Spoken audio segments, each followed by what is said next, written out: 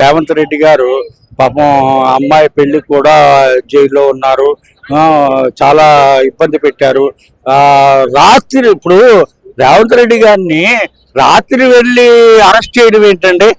పగలు వెళ్ళి చేయొచ్చు కదా.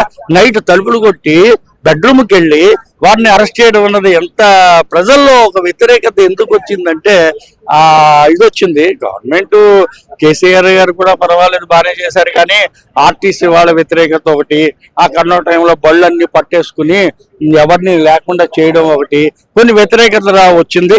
కాంగ్రెస్ ఇచ్చింది సోనియా గాంధీ గారు తెలంగాణకి, దానికేం పర్వాలేదు. కానీ రేవంత్ రెడ్డి గారి పరిపాలన చాలా బాగుంది. కొన్ని వ్యతిరేకతలు బిఆర్ఎస్ గవర్నమెంట్ మీద రావడం వల్ల ఇది వచ్చాయా, కవిత గారి మీద వాళ్ళ మీద ఏవో చిన్న చిన్నవి వస్తాయి. ఎప్పుడు ఏ గవర్నమెంట్ కూడా అందరినీ సాటిస్ఫై చేయలేరండి. ఇప్పుడు అన్ని వర్గాల వారిని సమానంగా చూసి ఏదో ఒక రకమైనటువంటి డిస్ప్యూట్స్ అన్నింటిలోనూ వస్తూ ఉంటాయి. అవన్నీ ఇప్పుడు హైదరాబాద్ వచ్చింది, అదేవో కొలగొడుతున్నారు, ఏవో చేస్తున్నారు. అదేంటంటే వీళ్ళ పర్సనల్ గా ఏమి లాభం ఉండడానికే కాదు కదా, ఇవన్నీ ప్రజల కోసమే కదా చేసేది. జనరల్ గా ఏదో ఒకటి చెయ్యాలి అని చెప్పి ఏవో చిన్న చిన్న డిస్ప్యూట్స్ వస్తూ ఉంటాయి. అవన్నీ కొద్దిగా అడ్జస్ట్మెంట్ చేసుకోవాలి. కానీ నాయన మట్టుకు ఒకటి చెప్పగలను, రేవంత్ రెడ్డి గారి పరిపాలన చాలా బాగుంది.